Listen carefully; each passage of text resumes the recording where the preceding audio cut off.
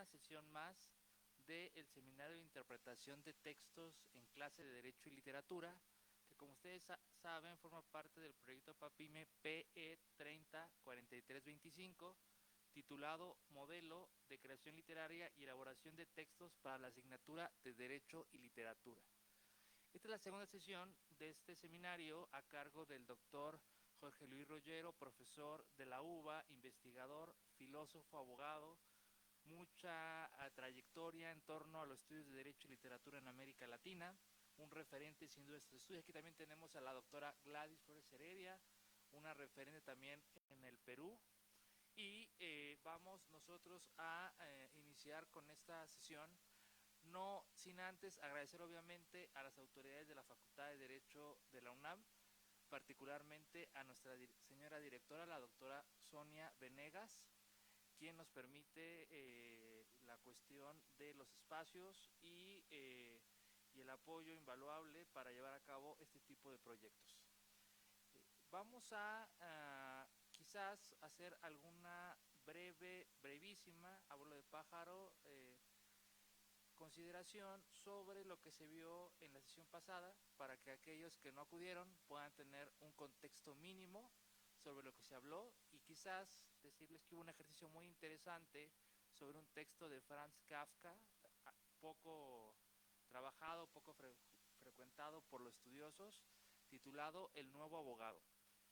Pero para yo no continuar hablándoles y más bien aprovechar a nuestro invitado, le cedo el uso del micrófono al doctor Jorge Rollero. Bueno, muchísimas gracias, Manuel, y aprovecho también esta presentación en la que mencionás a las autoridades de la Facultad de Derecho y de la UNAM que hacen posible mi participación en este curso. Así que les agradezco. Y bueno, sí, me parece interesante comenzar recordando un poco lo que trabajamos ayer. Veo que todos ustedes estaban, ¿no? ¿Es así? ¿No es así? Creo que sí. ¿Y qué recuerdan de lo que vimos ayer? ¿Alguien quiere comentar de esa interpretación de ese cuento? Ahí, ¿cómo te llamas tú? Samuel, sí.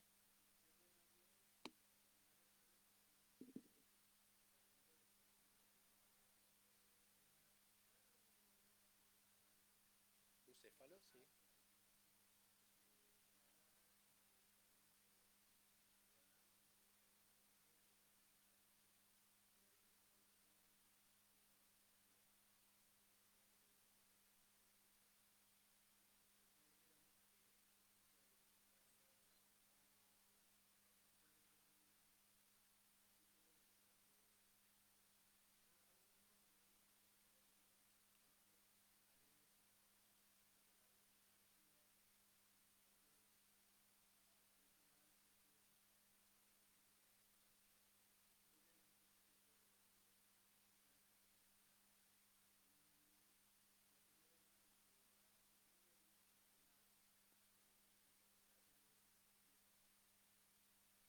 Bueno, muchas gracias. Un buen resumen de la clase. ¿Y qué te pareció? ¿Qué te deja ese ensayo que hicimos de lectura de un cuento en clave jurídica, literaria? No sé si ius poética cabe también. Pero digamos, sí, sí te escucho.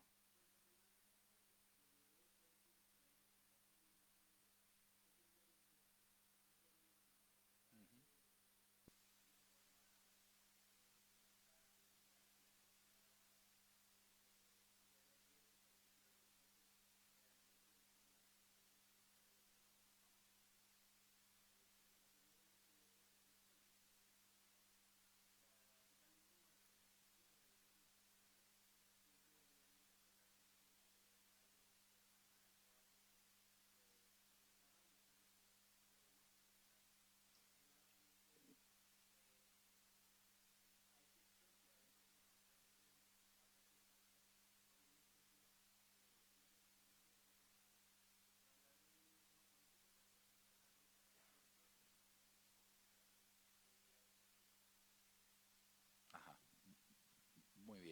Buenísimo.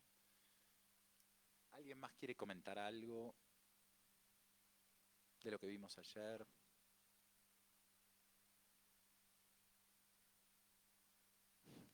¿Se pasan la pelota? Bueno, bien. Sí, un poco, digamos, me interesa que se pueda advertir ese potencial. Primero que digamos, este curso tiene que ver con poder reflexionar sobre la tarea interpretativa, ¿no? Sobre su importancia que también, como mencionaste recién, tiene que ver con alguna dimensión de la índole práctica, digamos, política, ética, etcétera. Las interpretaciones también tienen esa dimensión, ¿no? Bien, lo que vamos a ver hoy vamos a seguir indagando, digamos, y vamos a seguir intentando mostrar por qué es importante la literatura para el derecho. Ustedes son estudiantes de derecho, ¿no es cierto? Hasta ahora todos me dijeron que eran estudiantes de derecho. ¿Alguno se va a dedicar al derecho y la literatura? ¿Alguno se va a dedicar a la literatura? Van a dedicarse al derecho, supongo. Les puede interesar el tema. Al derecho y a la literatura podrían dedicarse. Pero digo, no vienen aquí a estudiar literatura, vienen a estudiar derecho. Lo importante entonces para mí es, de alguna manera, intentar mostrar por qué es importante para el derecho y para su tarea como abogados y para su tarea como operadores jurídicos. Quizás alguno de ustedes sea juez o trabaje de alguna otra forma relacionado con el derecho. ¿Por qué es importante pensar en la literatura, leer literatura, reflexionar sobre la literatura, ¿no? Y en este punto me parece que es fundamental porque, como veremos un poco en esta clase, la teoría literaria ha reflexionado, como dice Ronald Dworkin. ¿Le suena a Ronald Dworkin? Bueno, Ronald Dworkin es de los suyos, es un abogado, un jurista.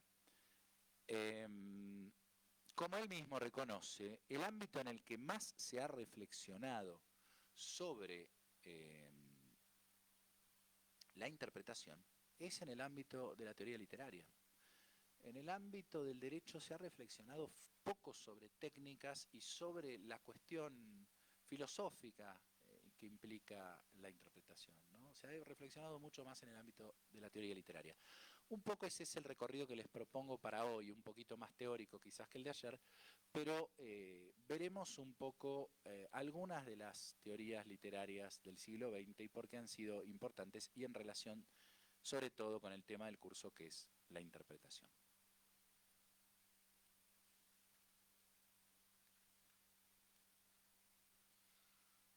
Bien, entonces voy a comenzar hablando de un proyecto que se da en paralelo al desarrollo de un proyecto jurídico, un proyecto literario que se da en paralelo al desarrollo de un proyecto jurídico.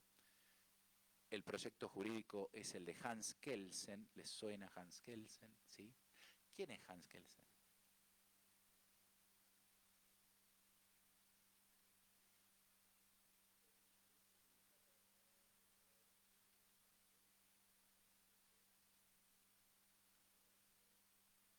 ¿Es austríaco?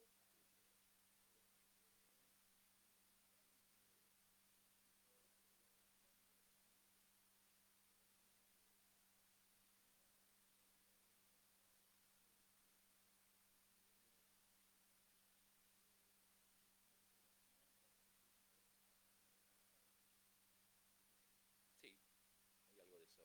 Digamos, la idea de la pirámide es un modo en el que se presenta el pensamiento. No es Kelsen el que habla de la pirámide, sino el intérprete de Kelsen. Pero, bueno, nada, me parece interesante que... ¿Quién más quiere comentar algo? ¿Por qué es importante Kelsen? ¿Ustedes tienen una materia que es teoría jurídica, filosofía del derecho? Perdón, sí. ¿No? En la carrera. ¿Ustedes en qué año están? ¿Eh? Cuarto año. ¿Son 5 años? ¿Están en el cuarto? ¿Todos, todas más o menos lo mismo? Ok.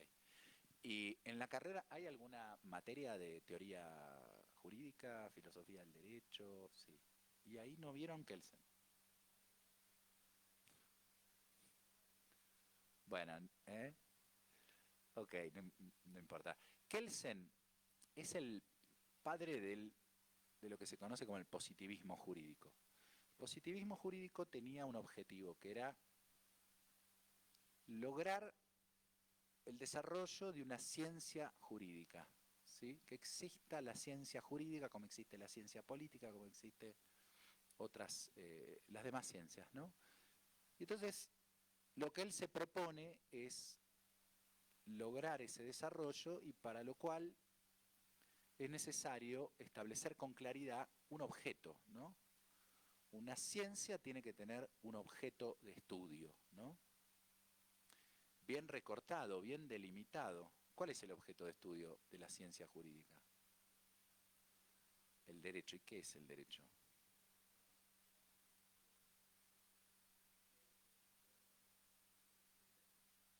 Muy bien. ¿Cómo es tu nombre? Bueno, Johan, gracias por tu participación. Sí, el conjunto de normas.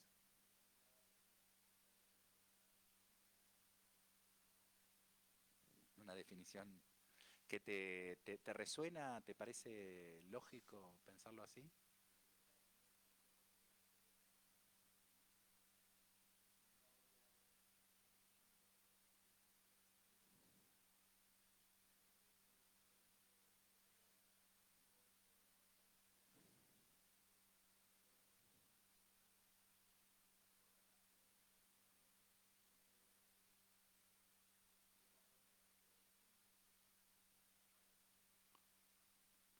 Eso es Kelsen. Detrás de esa definición está un poco Kelsen. Kelsen dice que el objeto de la ciencia jurídica tienen que ser las normas. La norma es el objeto de la ciencia jurídica. Y entonces, tiene, digamos, la ciencia jurídica para que exista como tal y se distinga de otras ciencias, tiene que tener un objeto que le sea propio y exclusivo y que no esté contaminado, digamos, por cuestiones que no les son propias. Por eso es solo el estudio de la norma. Y no a las cuestiones que tienen que ver con la moral, por ejemplo, no forman parte de la ciencia jurídica para Kelsen. Es un pensador importante porque es el fundador de un modo de pensar el derecho. Podemos estar de acuerdo o no, pero es el fundador de un modo de pensar el derecho muy fuerte y él ha planteado muchas de las problemáticas que la filosofía y la teoría jurídica siguen discutiendo hasta el día de hoy, ¿no? Eh, lo interesante de todo esto, lo menciono porque me parece importante, digamos, Kelsen empieza a trabajar.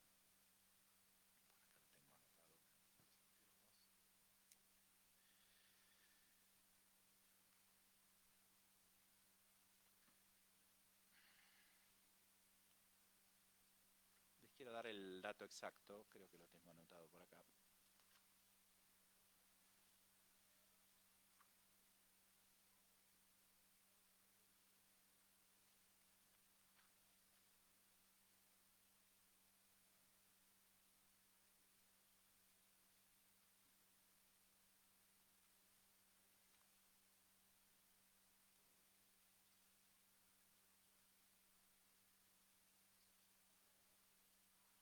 Bueno, no sé si, no lo estoy encontrando. Kelsen empieza a trabajar en su teoría pura en paralelo un poco a los desarrollos de de este otro intento de constituir una ciencia, pero en este caso de la literatura, que lleva a cabo el formalismo ruso, ¿no? La escuela formalista rusa, en particular a partir de, digamos, liderada por Víctor Shklovsky, va a intentar hacer eso mismo, hacer, hacer una ciencia literaria, ¿sí? Que exista la literatura como ciencia y que tenga el rigor de una ciencia, ¿no? Los estudios literarios tengan el rigor de una ciencia. Es interesante ver ese paralelo, muy pocas veces mencionado, trabajado, pero yo encuentro que existen muchos elementos interesantes que podrían trabajarse. Es este, es un buen tema para un artículo académico, ¿no? La relación, posibles paralelos entre los desarrollos de Kelsen y su teoría pura del derecho y el formalismo ruso y su intento de constitución de una ciencia literaria. Porque efectivamente hay muchos puntos de contacto. Bueno, pero mi intención no es hablar de Kelsen, sino de Shklovsky, ¿sí? Del primer formalismo ruso, que lo podemos situar entre los años 1915 y 1916, ¿sí? ¿Qué ocurre en Rusia en 1917? ¿Alguien sabe?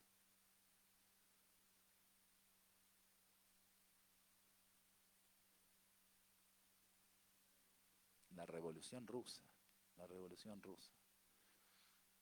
Bueno, acá es interesante pensar lo revolucionario que era el formalismo ruso, que no fue del todo entendido por por la revolución soviética, ¿no? Muchos de estos teóricos se tuvieron que ir de Rusia y continuar sus desarrollos en otros países, ¿no? Porque no fue apreciado. Nada, digamos, no se advirtió el carácter revolucionario que tenían estas teorizaciones, ¿no? Las vanguardias, ¿no? Ustedes saben que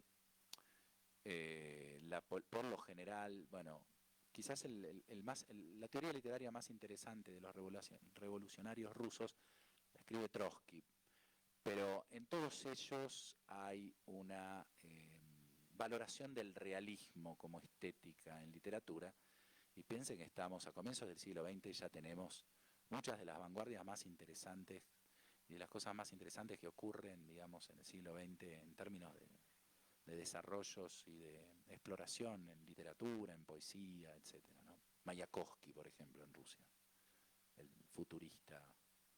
poeta futurista, ¿no? Entonces, ¿qué es lo que pretende este primer formalismo ruso, ¿no? Hay que hablar de un primer formalismo. Bueno, esto que les decía, ¿no? Hacer del estudio de la literatura una ciencia, ¿sí? Los contrincantes, los enemigos contra quienes escriben estos formalistas rusos son las teorías románticas y el simbolismo, ¿no? Las teorías románticas y el simbolismo.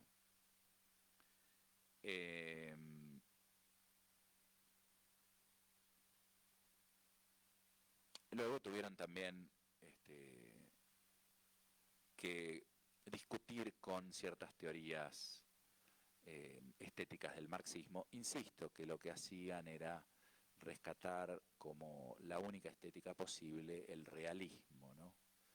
El realismo, ¿alguien sabe lo que es el realismo o conocen algún escritor que adscriba al realismo? La novela realista cuenta una historia de un modo muy clásico, ¿no?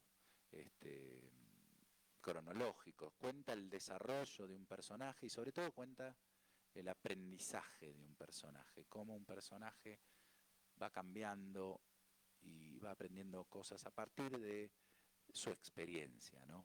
Entonces, el formalismo ruso, el realismo tiene que ver con lo que se llama la Bildungsroman, ¿no? Roman en alemán quiere decir novela, ¿no? La novela de formación, la novela en la que el personaje se ve transformado por un aprendizaje, por una experiencia, ¿no? Y este modelo de novela era el único concebible para muchos de los primeros teóricos marxistas, ¿no? Después hay que ser justos y hay que reconocer los grandes propuestas de la Escuela de Frankfurt, por ejemplo, propuestas estéticas que han reconocido el valor de la vanguardia, ¿no? Pero en principio, y si pensamos no solo en Trotsky o en Lenin, sino en Lukács, el teórico húngaro, todos ellos critican a las estéticas de vanguardia y celebran o promueven lo que consideran un realismo socialista, ¿no? Un realismo que tome, va a decir Lukács, como protagonista, no al burgués, como ocurría con el realismo francés, por ejemplo. Los grandes escritores franceses son realistas, ¿no? Flaubert, Stendhal, Balzac, todos ellos tienen por protagonistas, no sé si conocen Madame Bovary, ¿les suena? Es la historia de una mujer casada, burguesa, que tiene un romance interesante. Bueno, no voy a comentar nada sobre Madame Bovary, pero es la historia de una mujer burguesa, digamos, la protagonista del realismo. El protagonista del realismo es la burguesía, no es el proletariado, ¿no? Lo que hay que hacer es un realismo proletario, ¿no? Que tome al proletariado como protagonista, ¿no? Y que el proletariado en esa novela tome conciencia de clase y sea capaz de la revolución, ¿no? Bueno, estas son las ideas que sostenía, digamos, la estética marxista, y que un poco contra esto también va a escribir el formalismo, que encuentra en las prácticas de las vanguardias desarrollos formales revolucionarios, ¿no? Que podrían también haber servido como modelo para pensar, para impulsar, ¿no?, las ideas de la revolución. Bien, pero todo este preámbulo, volvamos a lo que nos compete. ¿Cómo el formalismo ruso hace de los estudios literarios una ciencia? Bueno, lo primero que afirma Shklovsky y el formalismo ruso, el primer formalismo ruso, es que no hay nada natural en el arte. El arte es un artificio, un procedimiento, una técnica, ¿sí? El texto más conocido de Shklovsky es El arte como artificio, ¿no? Es decir, el arte siempre es una construcción. Y el intérprete, quien toma la tarea de interpretar un texto literario, tiene que dar cuenta del funcionamiento del texto. El texto es como una máquina, ¿no? Fíjense que aparece ese paralelo que lo encontramos en el futurismo, por ejemplo, ¿no? El elogio a la tecnología y a la máquina, ¿no? Bueno, acá está la idea de que el texto es una máquina y que hay que entender cómo funciona. Cómo funciona para producir ciertos sentidos, ¿no?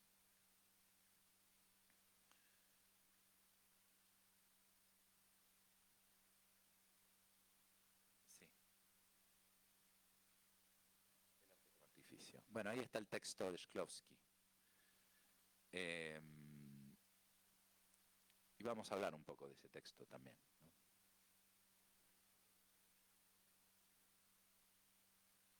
Lo que van a hacer entonces estos formalistas rusos, que van a considerar al texto literario como una máquina, como un artefacto, como, digamos, ese paralelo es interesante porque nos va a permitir pensar la literatura de otro modo, ¿no? Como se construye una máquina, se construye un texto literario, ¿no? Y hay una operación propia de la literatura, ¿no? Lo que los formalistas rusos llaman la literaturnost, ¿no? Yo no sé ruso, pero bueno, puedo mencionar estas palabras al menos, que sería algo así como la esencia de la literatura, ¿no? La literatureidad, ¿no? Algo que hace que un texto sea literario. Es una propiedad que se puede encontrar en un texto y que nos permite decir esto es literatura. La literatura es un procedimiento, es un artificio, es un conjunto de procedimientos formales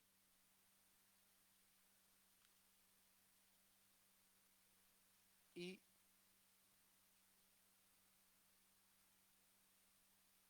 hay un procedimiento fundamental que nos permite advertir cuando estamos ante una obra literaria, ¿no? Eso es lo que Shklovsky va a llamar ostranenie. El procedimiento de ostranenie o extrañamiento, podríamos traducirlo por extrañamiento. ¿Sí? Lo que dice Shklovsky es que existe una oposición entre el arte y la vida cotidiana. El arte rompe con la vida cotidiana. En la vida cotidiana utilizamos un lenguaje prosaico y la literatura utiliza un lenguaje poético.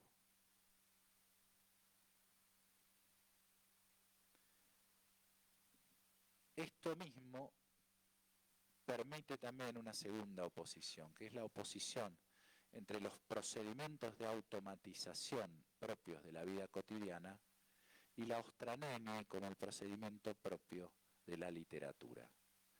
Ostranenie es una palabra rusa que inventa Shklovsky porque la escribe de un modo que no existe, pero que puede traducirse de tres maneras distintas. Es una especie de procedimiento de extrañamiento, de singularización y de desfamiliarización, ¿no?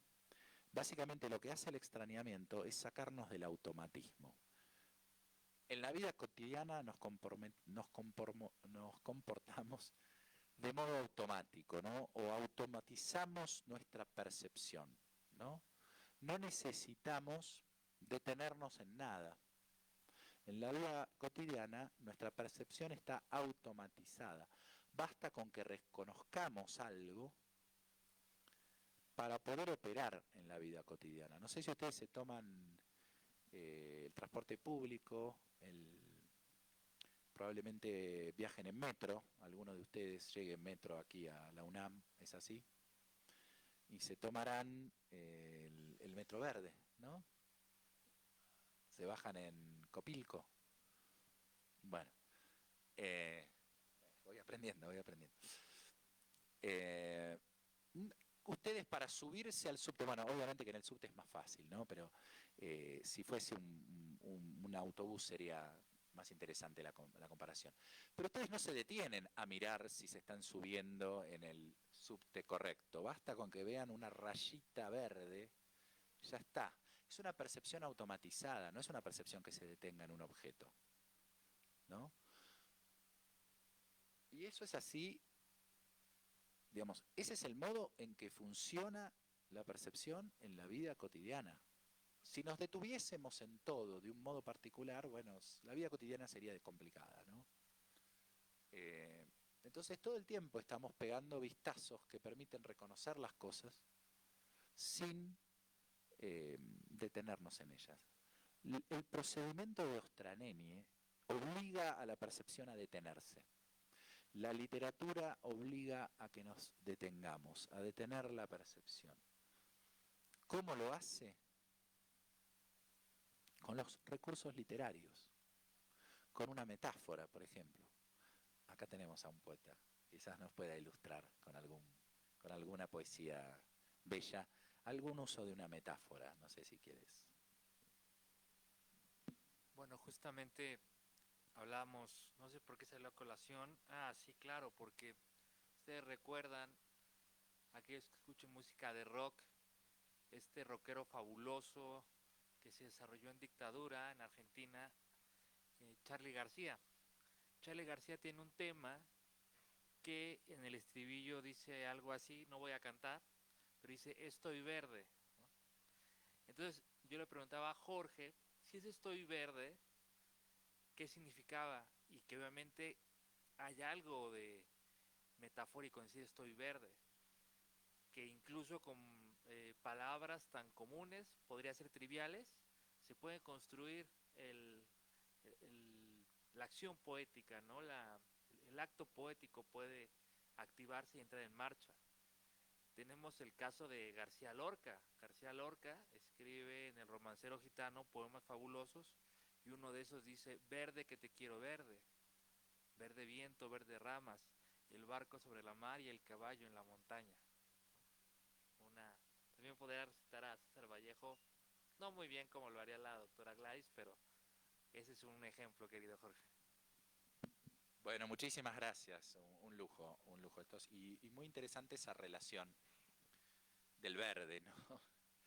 Y el poder que tiene, fíjense que es eso, ¿no? Es un poder de vocación, un poder de señalamiento, un poder que, por supuesto, es estético. Uno diría, un poema tiene por función simplemente generar una experiencia estética, ¿no? Uno podría decir eso, ¿no? Es decir, que algo en lo que no nos deteníamos, de repente adquiere un valor especial, ¿no? Y nos maravilla, ¿no? Y eso es lo que genera un poco, digamos, esta utilización de estos recursos literarios que Shklovsky va a llamar ostranenia.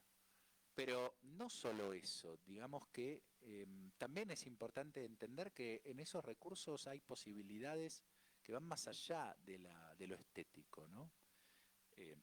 Acá el ejemplo de Charlie es un buen ejemplo de una metáfora poética, artística, musical, ¿no? En una canción, que señala que algo está pasando a nivel político, ¿no? Es un señalamiento, digamos, ese es el poder de la literatura, ¿no? Ese es el poder de la literatura. Ayer decíamos que el arte y la literatura nace cuando se constituye como una esfera autónoma, pero esa autonomía es justamente lo que viene a poner en cuestión muchas de las teorías más actuales, digamos, ¿no? Es decir, quizás haya mucha más potencia de denuncia en una canción como puede componer Charly García que en un texto que describa de un modo periodístico y documentado lo que está ocurriendo. Muchas veces este ejemplo me parece muy elocuente. Hay una cineasta argentina, perdonen que hable de Argentina, pero bueno, tengo que hablar de lo que conozco. Estoy fascinado con México, pero me parecería una falta de respeto hablar de sus grandes artistas sin conocerlos tanto, ¿no?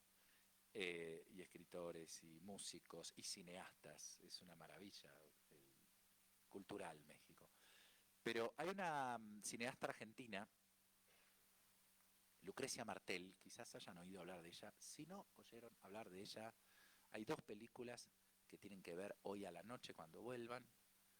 Una es, si no tiene, Estremio, no sé si conocen, una aplicación que pueden instalar y buscar películas gratuitas. Sí, lo estaba diciendo en serio. Una es La Ciénaga de Lucrecia Martel, y la otra es Sama. Bueno, en fin, dos películas maravillosas. Ella, en una entrevista, cuando estaba haciendo un documental, Chocobar, un documental sobre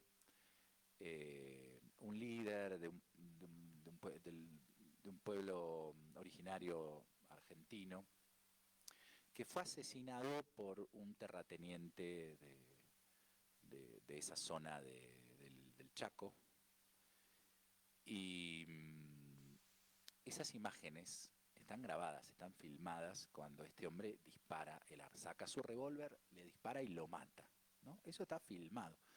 Y ella decía que ella había visto las imágenes y que no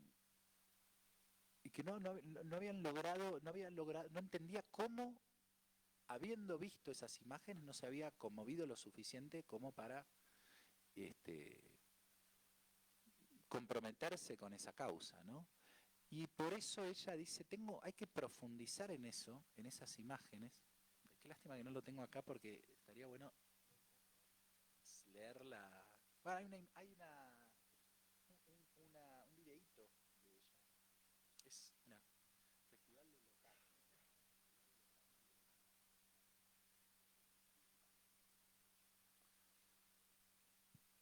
Y efectivamente ella cree que el arte puede generar un tipo de reflexión que quizás el noticiero, bueno, lo vemos todos los días.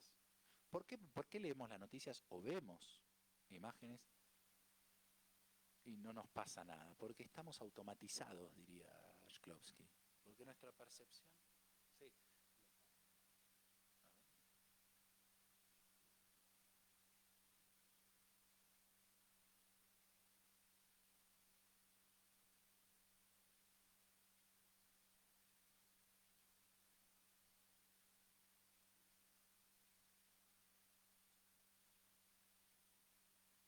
Qué bien,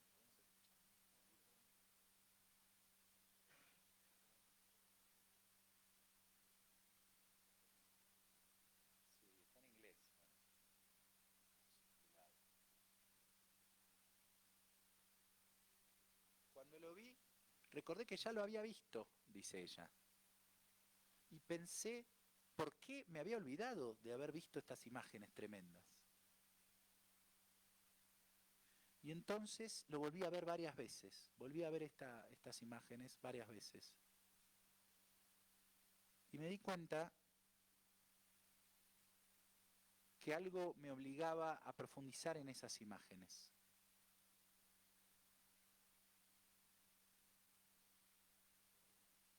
Y fue eso. ¿Por qué había olvidado ese video? ¿Cómo podía haberme pasado eso a mí? ¿Los estás viendo? Sí, los estoy viendo. No, pero eso dicen en el video. Bueno, no importa. Eso es lo que dice el tipo este, que estaban tomando fotos y grabando. Pero voy a traducir lo que dice ella sobre esto, ¿no? Bueno, Javier Chocobar fue asesinado en el 2009 por un terrateniente. Bueno, ahí está en español abajo. Bueno.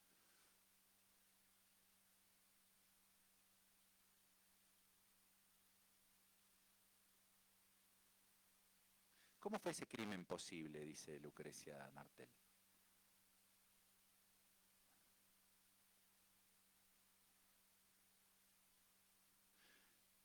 Y no importa tanto quién es el responsable, porque eso ya lo resolvió la justicia, o lo estaba tratando la justicia. Bueno, y fue liberado y la sentencia no se confirmó la sentencia, pero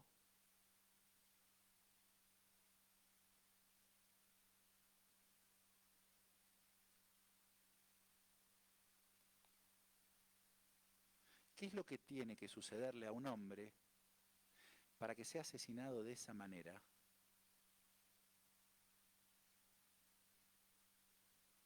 ¿Qué tipo de historia lo haría posible?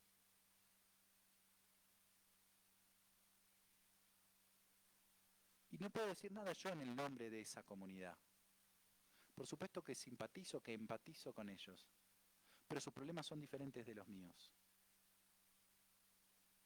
¿Puedo hablar en su nombre? ¿Cómo puedo hablar en su nombre? Lo que puedo decir es respecto de los abusos que ellos sufren y cómo logran escapar de esas consecuencias. Y lo que puedo también decir es, hablar es respecto de nuestra dificultad para ver al otro.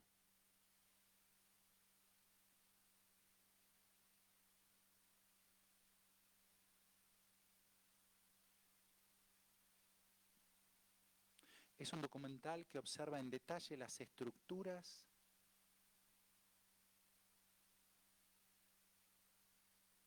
en las que el modo blanco de pensar justifica su violencia y su opresión hacia otros.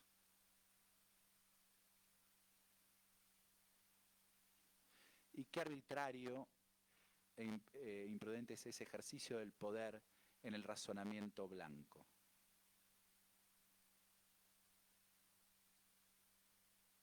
Y creo que la observación detallada puede producir un cambio.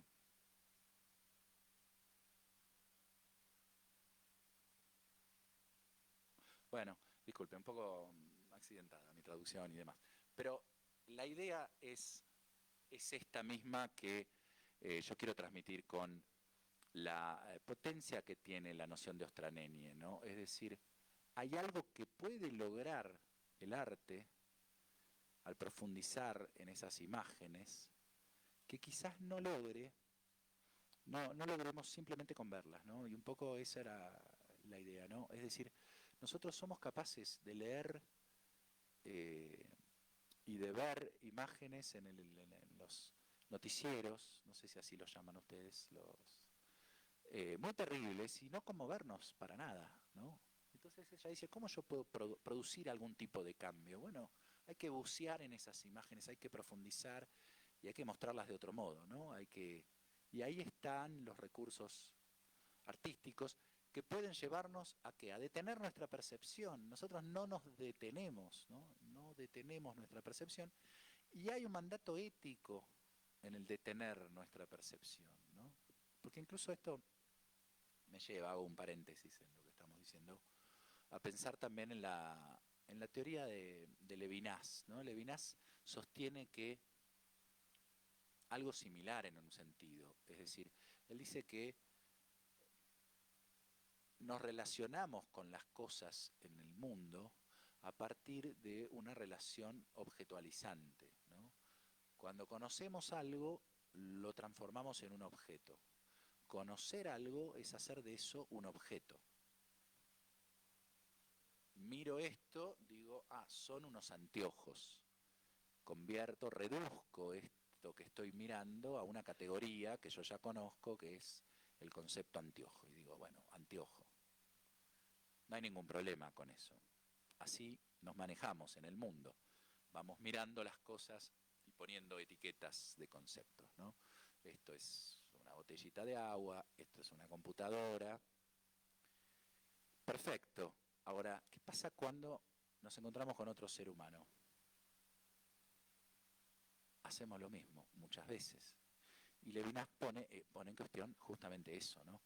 No deberíamos proceder objetualizando a otro ser humano, ¿no? Deberíamos dejar que aparezca por sí mismo, que se muestre por sí mismo, ¿no? Deberíamos detener nuestra percepción, ¿no? Hay algo, y para Levinas eso tiene un contenido ético, ¿no?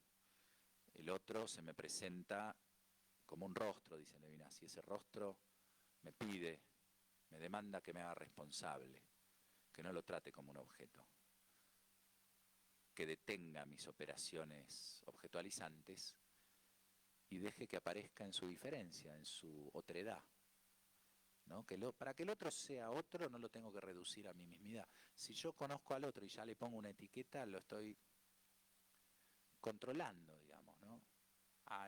Debe ser así, porque lo hacemos todo el tiempo, ¿no? Lo hacemos todo el tiempo y sin darnos cuenta, ¿no? Pero el prejuicio opera, a veces son prejuicios altamente cuestionables y deberíamos no tenerlos.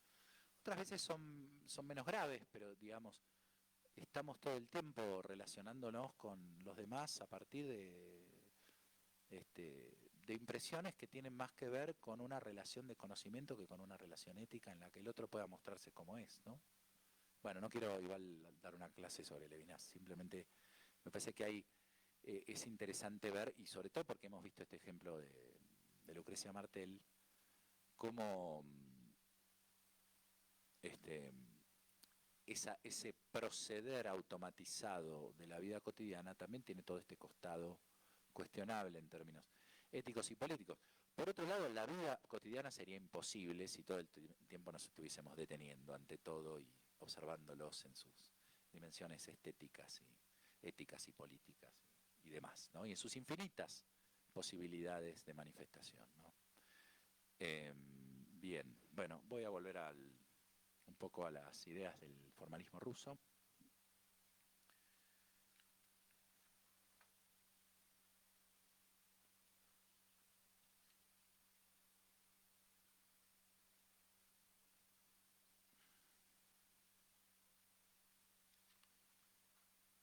Que también proponen, les decía, un modo de interpretar el texto, ¿no?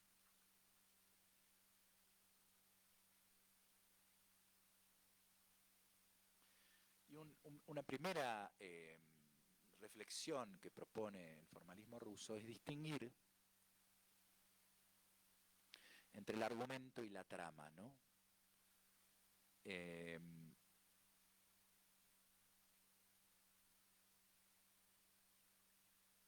El argumento, lo que Shklovsky y el formalismo ruso llaman la fable, el argumento, es la sucesión lógica, temporal, causal de los sucesos, ¿no?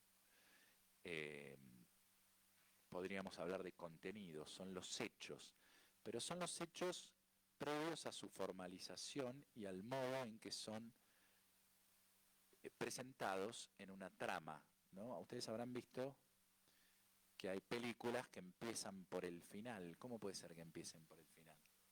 ¿Están mal hechas? El artista elige, esto lo inventó Aristóteles, no lo inventó el formalismo ruso, elige el modo de contar algo. Y elige ese modo de contarlo porque está buscando un efecto, ¿no? Generar un efecto. Que tiene que ver, por supuesto, con la experiencia artística. Bueno, son sobre estos aspectos formales sobre los que va a reflexionar principalmente el formalismo, por eso se llama formalismo, ¿no? El formalismo destaca que la literatura está más quizás del lado de la forma, que del contenido, más allá de la cuasi imposibilidad de distinción de las dos cosas, ¿no? Pero, ¿por qué? Este es un buen ejemplo. ¿Por qué uno diría que el Quijote, no sé si han leído el Quijote, bueno, no importa, no puede spoilearse? ¿Por qué yo no puedo spoilear? ¿Por qué yo no puedo, no sé, spoilear un texto de Borges, un texto de Vallejo, un texto de un clásico de la literatura? ¿Se puede spoilear o no? Yo les spoileo el Quijote si les cuento el argumento. ¿Por qué no?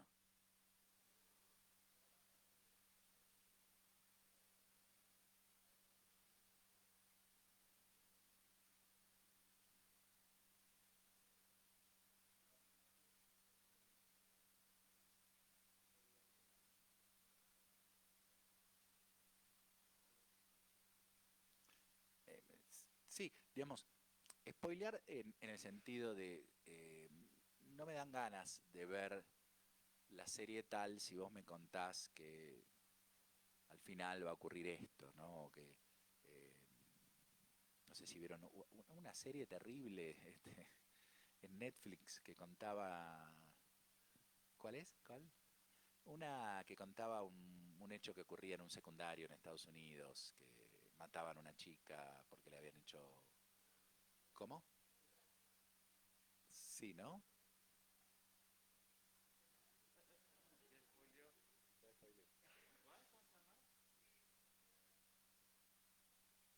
Puede ser esa, no les suena otra, que era un chico que le como sufría mucho bullying por las redes. Adolescencia, ¿no? No, igual está muy bien hecha, o sea, no es un buen ejemplo, pero no es un buen ejemplo. Pero hay series que son más de entretenimiento y uno dice, hay algunas series que son un poco más de entretenimiento y uno dice, bueno, no me cuentes el final porque me lo arruinás. Y si es una investigación con un detective, etcétera, no queremos saber quién es el asesino hasta el final. Bueno, perfecto. ¿Por qué no se puede spoilear una obra literaria con valor literario? Porque no importan los hechos descriptos, importa cómo los cuenta, importa cómo los escribe. La experiencia literaria, la experiencia estética la tenemos a partir de eso, a partir de la trama, en términos del formalismo, no del argumento. Quizás es más complejo que eso. El profesor Manuel quiere decir algo, comentar algo. El formalismo ruso pone un poco el acento en eso, pero hay mucho de cierto en eso, digamos. Son las operaciones literarias las que hacen que, el modo en que está escrito algo, no la transmisión. Yo puedo contar bajo un género periodístico los hechos que ocurren en el Quijote, no sé, puse un ejemplo que es una cosa muy clásica, y no conmover a nadie y que quien lea eso no tenga una experiencia estética, sino, bueno, se informe sobre el argumento o sobre lo sucedido, sobre los hechos, ¿no?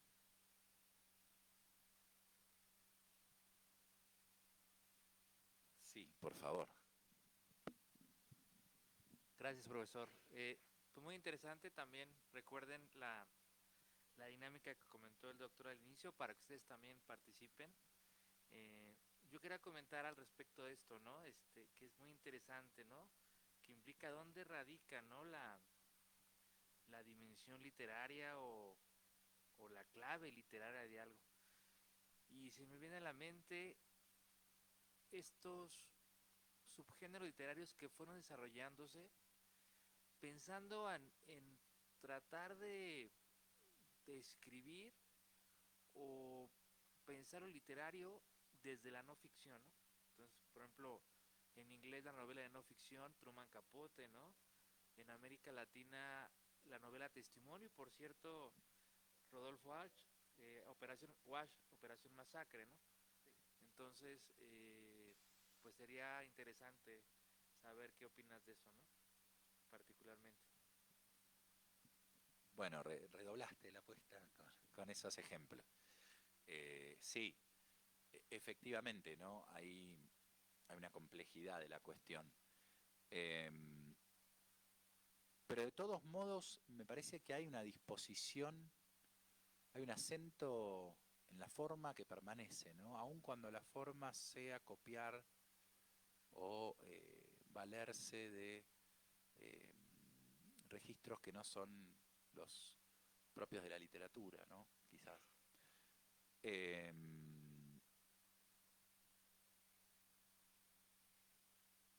Pero fíjense que a tal punto esto es así, que una persona puede saber mucho de literatura o de arte y no haber tenido nunca una experiencia estética o artística.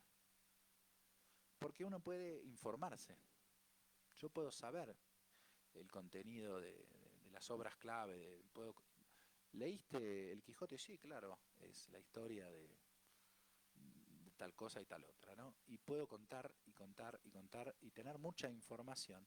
Y puede darse esa posibilidad, ¿no? Digo como para pensar ese desdoblamiento. La exploración de la novela de los híbridos es muy interesante, ¿no?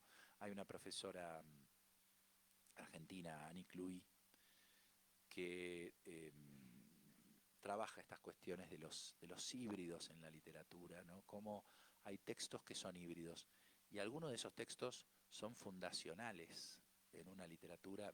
Esta sí es una pregunta para el profe Manuel y para todos ustedes, ¿no? Porque la verdad que lo desconozco y me interesaría conocer cuáles son esos textos fundadores de México, ¿no? De la literatura mexicana, pero que también al mismo tiempo en Argentina nosotros tenemos el Facundo, por ejemplo, de Sarmiento, bueno, el Matadero, el Martín Fierro, pero antes de eso, estos son textos. El Martín Fierro ya es un texto de literatura, pero el Facundo de Sarmiento es un texto que es un ensayo, ¿no? Es un ensayo que tiene de literatura y tiene de texto de ensayo histórico, político, de intervención, busca intervenir políticamente en el escenario de no recuerdo si es la primera o la segunda gobernación de Rosas, y es una reflexión sobre Facundo Quiroga, ¿no? Que era un caudillo argentino, ¿no? pero es un texto híbrido en ese sentido, no es un texto, no es una obra literaria, es un ensayo que tiene un aspecto literario, tiene un aspecto histórico, tiene un aspecto político, eh, y son interesantes justamente esos textos que desdibujan un poco los límites y a veces tienen un poder fundacional, ¿no? Tienen un poder fundacional. Bueno, me gustaría saber de México, pero después continúa una breve digresión y me cuentan eso. No sé si tuvo... No, pues adelante, no sé quién quiera comentar algún texto de este tipo. Así un poco pensemos en la tradición peruana como trilce, yo creo que un poquito se daría antes quizás las tradiciones de Palma, ¿no? Puede ser, profesora Gladys.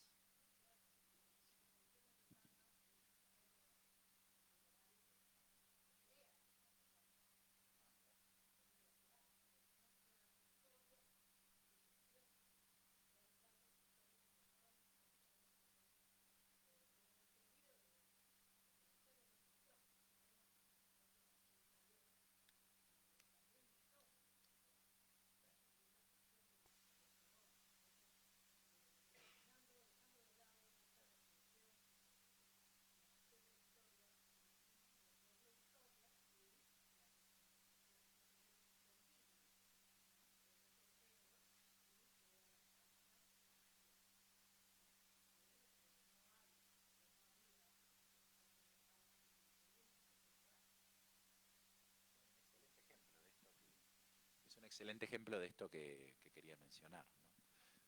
Sí.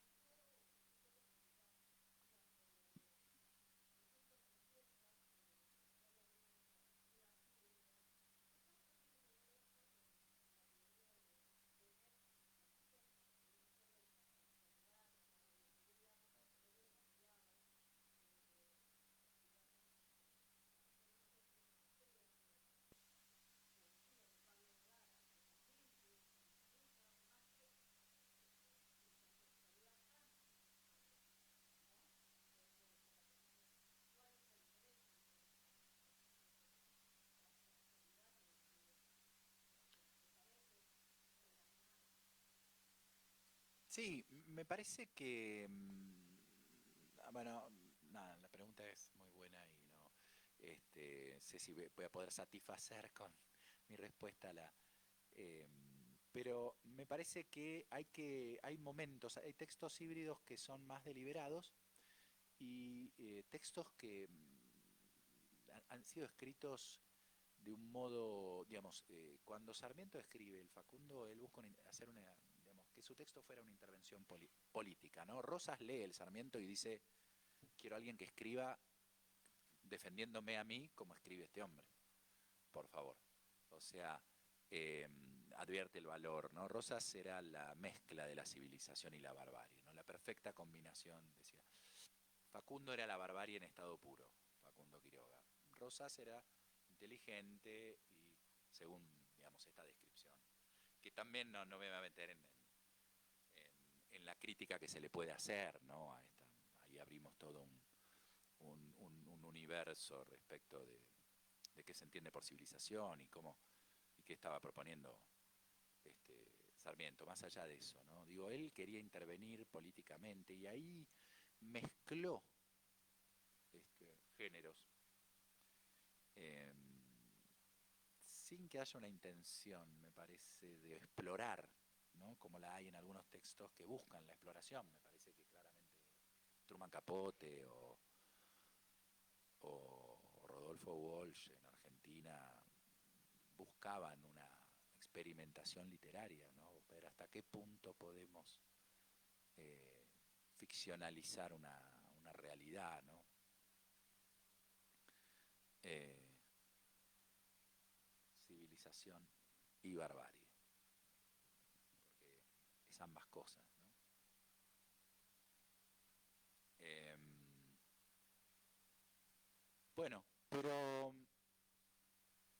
no sé si quizás podríamos hacer una pequeñísima pausa para reorganizar otro tema que me interesaría introducir, que es un poco la cuestión de la interpretación, cómo se ha dado también en el ámbito del derecho, ¿no? La línea del formalismo ruso ha generado en los textos, digo esto como para cerrar un poco la cuestión, en los textos de los teóricos posteriores, ¿no? El formalismo ruso luego da origen al estructuralismo, ¿no? En literatura. Y un poco por esta migración, no sé, que yo comenté de los teóricos rusos, Jacobson, por ejemplo, que primero se van a Praga y luego se van a Francia, ¿no? Y en Francia influyen mucho a los teóricos franceses, ¿no? Y allí se desarrolla el estructuralismo. Y se empieza a poner el acento en la instancia de la recepción, ¿no? La literatura, bueno, hay un texto muy famoso de Roland Barthes que se titula La muerte del autor, ¿no? El autor para la teoría literaria muere, pero ¿por qué muere? Porque la literatura aparece cuando es leída como literatura, digamos, ¿no? La instancia de la recepción, de quien lee, etcétera, es la que le da un sentido al texto, ¿no? Finalmente. Derrida, que forma parte también un poco de ya del postestructuralismo y es el promotor de la deconstrucción, va a decir que la palabra escrita comete parricidio. Cuando escribimos algo, ya no nos pertenece. Las palabras matan a sus padres, ¿no? a sus creadores, porque le pertenecen a quien lee. ¿Cómo puedo yo asegurarme cómo va a ser entendido un libro que yo escribo? ¿Hay alguna manera si no, ni siquiera sé quién lo va a leer, digamos, ¿no? Entonces, el libro y la suerte de un libro y de una novela pertenece a la recepción, ¿no? Al modo en que ha sido recibido. Por supuesto que hay distintos niveles, podemos hablar, la recepción especializada, como la crítica literaria, qué dice de ese texto, si lo elogia, si lo critica, etcétera. Pero el sentido de ese texto no le pertenece al autor, le pertenece al lector, ¿no? Esa es un poco una idea que ha prosperado mucho en la teoría literaria actual y que tiene que ver con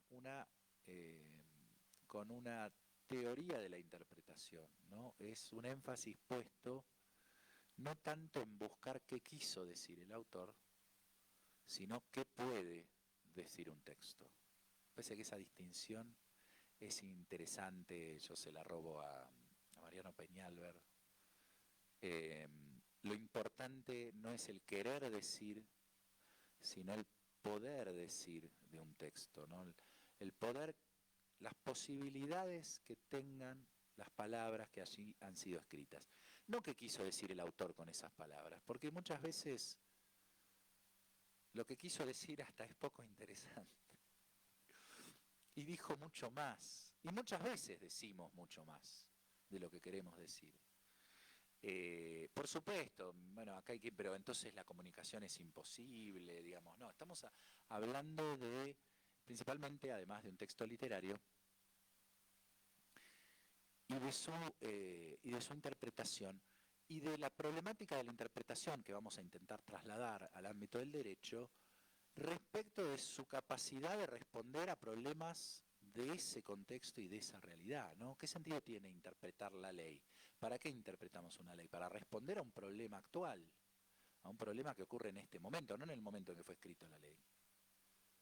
Entonces la intención del autor, que además está perdida, digamos, ¿no? Cómo meternos en su cabeza. Pero digamos que hay métodos de reconstrucción, ¿no? Filológicas, no sé si va a poder decir esto. Hay métodos de reconstrucción y me parece que son rigurosos y son importantes, ¿no? Uno puede trabajar con esa metodología, pero me parece que incluso para pensar el problema del derecho es aún más importante pensar esta posibilidad, ¿no? Es decir, por supuesto que uno no le puede hacer decir cualquier cosa a un texto, pero un texto dice más que lo que uno podría creer que quiso decir ese autor, ¿no? Bueno, eso, les propongo 5 minutos de corte y nos detenemos en teorías de la interpretación que han tenido lugar en el ámbito del derecho. ¿sí? Y del derecho y la literatura. Y aprovechamos estos 5 minutitos para hacer el corte, para pasar a la lista de asistencia. Nos va a ayudar María Fernanda Lechuga para hacerlo. Y bueno, en lo que estamos pensando, esto me quedé con este cuestionamiento en la cabeza, ¿no? ¿Cuál sería como la obra un poquito paralela a lo que comenta el profesor Jorge, ¿no? El Facundo, ¿no? De Sarmiento es fundacional sin duda, ¿no? Muchos teóricos literarios, intelectuales han hablado del Facundo, ¿no? Aquí en México fue muy importante los libros y la visión de Noé Hittrick, ¿no? Y por ejemplo en el caso de Palma, si no se ha estudiado tanto acá en México, pero siento que el ejemplo de la doctora Gradis queda como anillo al dedo. Y ahora nosotros, ¿cuál sería esa obra fundacional? No podemos decir obras del siglo XX, ya son muy próximas, ¿no? Podemos decir, hay por ahí algo en Juan Rulfo. Sí, Miguel, te escucho.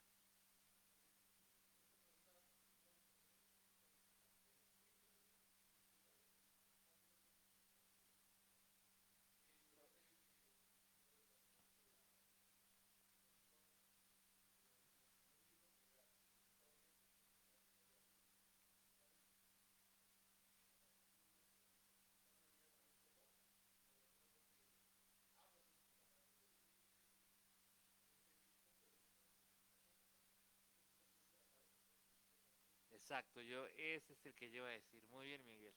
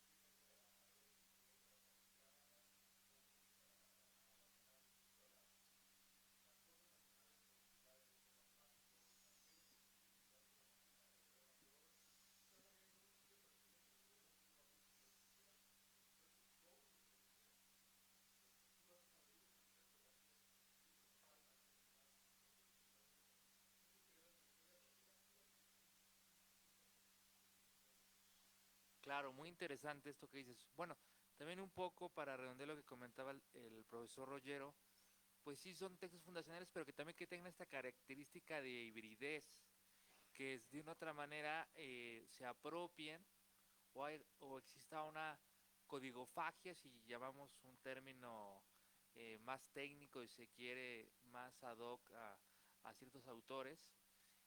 Y en efecto, como tú bien dices, yo creo que la novela emblemática de Joaquín Fernández de Lizardi, que por cierto se escribe en el calor de la batalla de Independencia, 1816 me parece, ¿no? Entonces, Fernández de Lizardi es un importante periodista, escribe bastante y de una otra manera pues hay ideología. Entonces, en esta novela que también se inserta a veces como la última parte, el colofón de la tradición de la picaresca, aunque ya muy cambiada, muy singular, muy sui generis, podemos ver pues que hay varios textos y varias tipología textual y hay muchos géneros ahí, ¿no? Que están dialogando y que están intercomunicando. Ahora, respecto de lo que comentas de José Emilio Pacheco, aquellos que los colegas extranjeros y a lo mejor algunos pues conocemos a José Emilio Pacheco y su texto más importante, una novela breve, más leído, quizás no más importante, son las batallas del desierto, ¿no? Entonces es la historia de un chico, no voy a tratar de no spoilear, que tiene pues un cambio porque se enamora de su profesora en el colegio. Hay una hay un tema, Café Tacuba, ¿no? Que está inspirado, ¿te acuerdas? ¿Cómo se llama?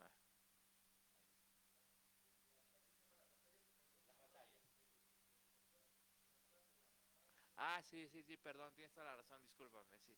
Sí, se enamora de la mamá, sí, de la mamá de uno de sus amigos, sí, sí, sí. Que también hay una versión cinematográfica, Mariana Mariana.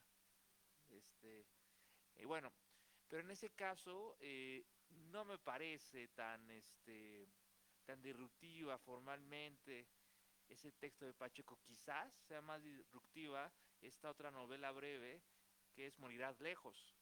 Esa es mucho más disruptiva, Morirás lejos de José Emilio Pacheco. Pero bueno, da para mucho. Creo que alguien quería comentar algo, la doctora Gladys, adelante.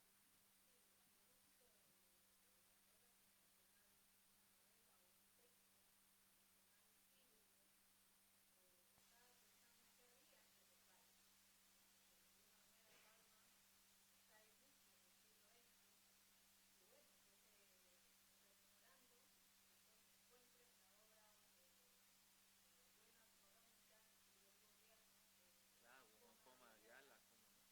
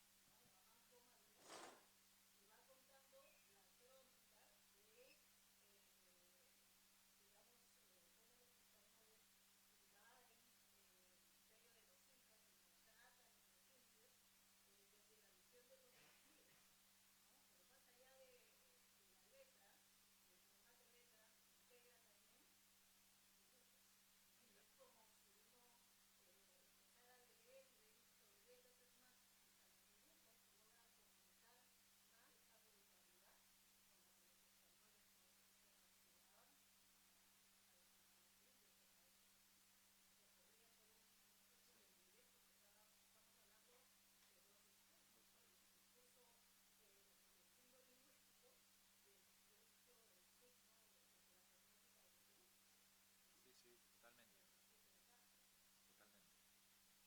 totalmente.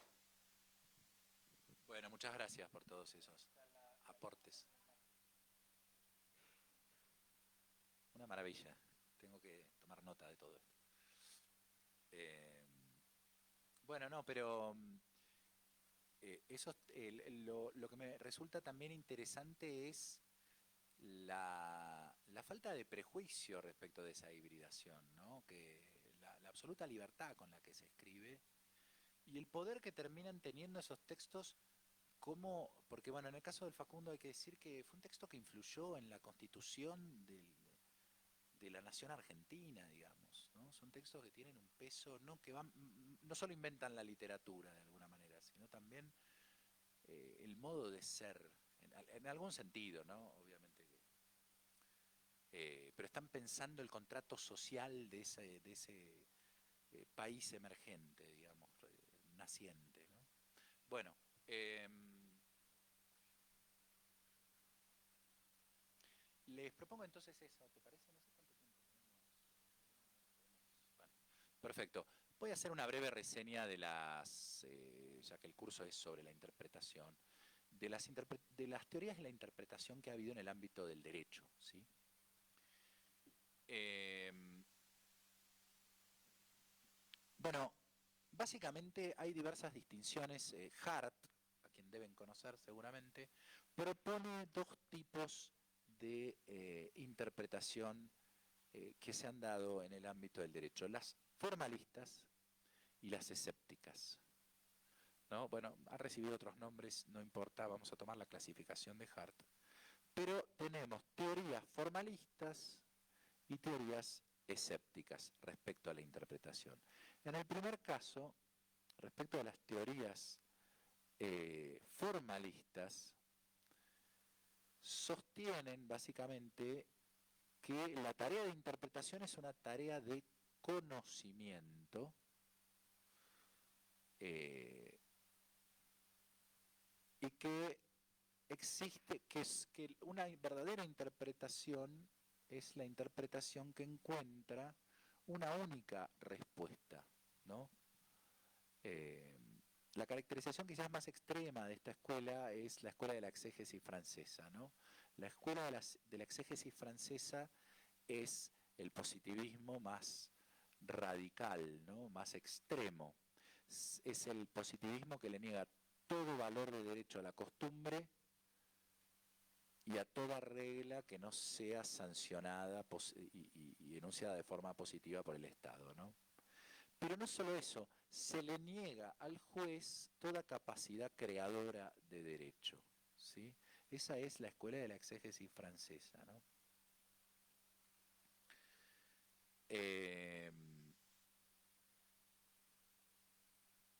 Del otro lado tenemos los que podríamos llamar, digamos, las escuelas escépticas, ¿no? Que van a poner el acento en la voluntad, si se quiere, y no en la tarea de conocimiento. Respecto del anterior, para que quede en claro, ¿qué es lo que propondría la escuela formalista? Que la interpretación simplemente tiene que limitarse a aplicar casi de modo mecánico lo que dice la ley, digamos. Como si el juez fuese una especie de máquina que simplemente lee y aplica, ¿no? En el caso del voluntarismo o de las corrientes escépticas, van a sostener, digamos, lo contrario, ¿no? Ninguna cuestión jurídica tiene una respuesta correcta previa a la decisión judicial porque los textos son radicalmente indeterminados, ¿no? La versión más extrema es la del realismo jurídico norteamericano, probablemente, ¿no? Y hay una expresión de Carl Llewellyn que define el derecho de la siguiente manera, ¿no? El derecho es lo que los funcionarios hacen acerca de las disputas, digamos. El derecho es lo que deciden los jueces, no lo que está escrito previamente, ¿no? Desde un punto de vista realista, el juez tiene una enorme capacidad creadora de derecho y una enorme capacidad de arbitrariedad también, pareciera, ¿no? Luego habría una posición intermedia que busca un poco articular el acto de conocimiento con el acto de voluntad, ¿no? Y entonces, en algunos casos va a bastar con un acto de conocimiento, cuando Hart habla de los casos fáciles y de los casos difíciles. En los casos difíciles va a ser importante la actividad creadora del juez en la interpretación, y en los casos fáciles no va a ser necesaria esa actividad creadora, ¿no? Bien, esto ha sido un poco la historia en general de lo que se dice, de las posiciones respecto a qué es la interpretación en el ámbito del derecho, ¿no? Ahora,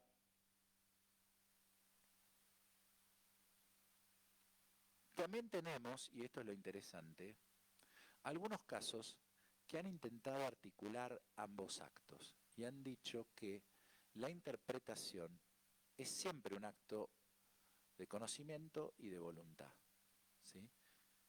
Que siempre ha involucrado en todo acto jurídico un acto de conocimiento y un acto de voluntad. Es decir, que cuando interpretamos una norma, cuando un juez interpreta una norma, por ejemplo, eso constituye un acto en el que se encuentra restringido en cierta medida, pero también es un acto de libertad, también tiene cierta libertad creadora para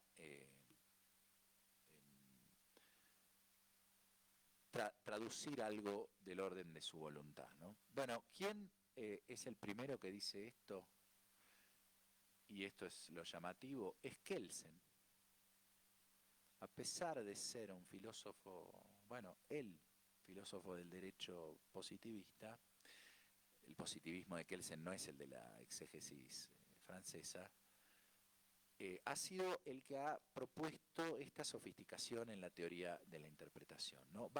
Es el que afirma que en todo acto jurídico hay un acto de interpretación, hay un acto de conocimiento y un acto de voluntad.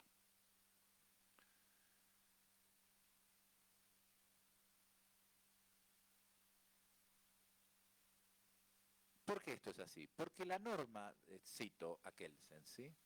La norma de rango superior no puede determinar en todos los sentidos el acto mediante el cual se la aplica. Siempre permanecerá un mayor o menor espacio de juego para la libre discrecionalidad, de modo que la norma de nivel superior tiene con respecto del acto de su aplicación a través de la producción de normas o de ejecución, el carácter de un acto que debe llenarse mediante ese acto. Es decir, siempre deja un cierto margen de libertad la norma superior que autoriza a la inferior, ¿no?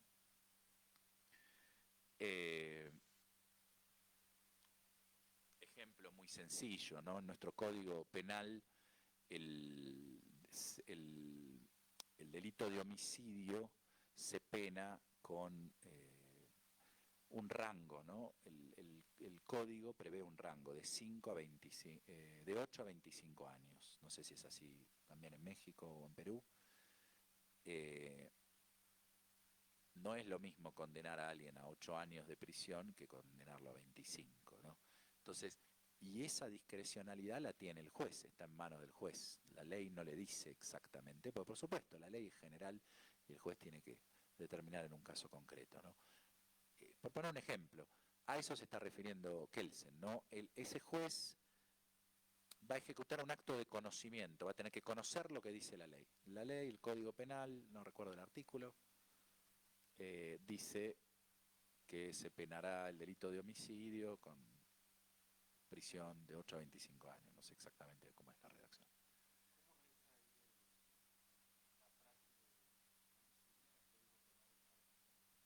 No, es que no la sé. Podemos buscarla si querés para no tirar de...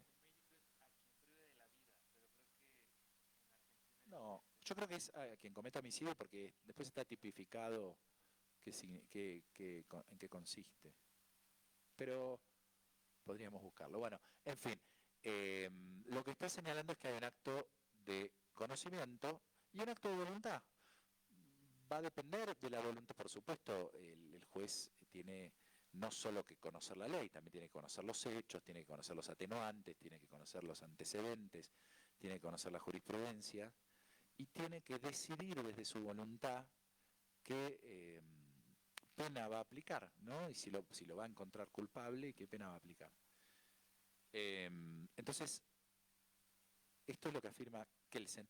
Y Kelsen dice que eso ocurre en todos los niveles del sistema jurídico, salvo, y esto es la excepción, él dice que en el nivel inferior sí se da un mero acto de conocimiento sin voluntad. Debería darse, ¿no? El que ejecute la sentencia no tiene nada que crear, tiene que ejecutar, sin más, dice Kelsen. Bien.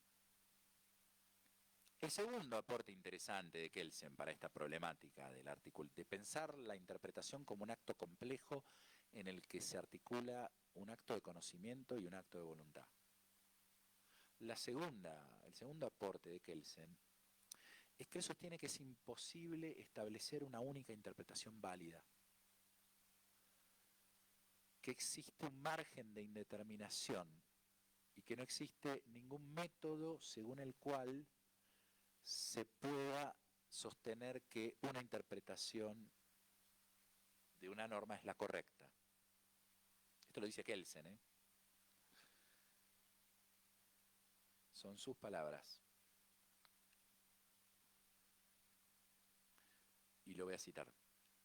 La estricta interpretación científica de una ley estatal o de un tratado internacional que exhiba, fundándose en un análisis crítico, todos los significados posibles, inclusive los políticamente indeseados y quizás ni siquiera previstos por el legislador y por las partes contratantes, pero incluidos en el tenor literal, un poco lo que hablábamos antes, ¿no? De las normas que ellos escogieran, puede tener un efecto práctico que exceda mucho a la ventaja política de la ficción de la univocidad. Kelsen critica la ficción de que un texto puede tener un sentido unívoco.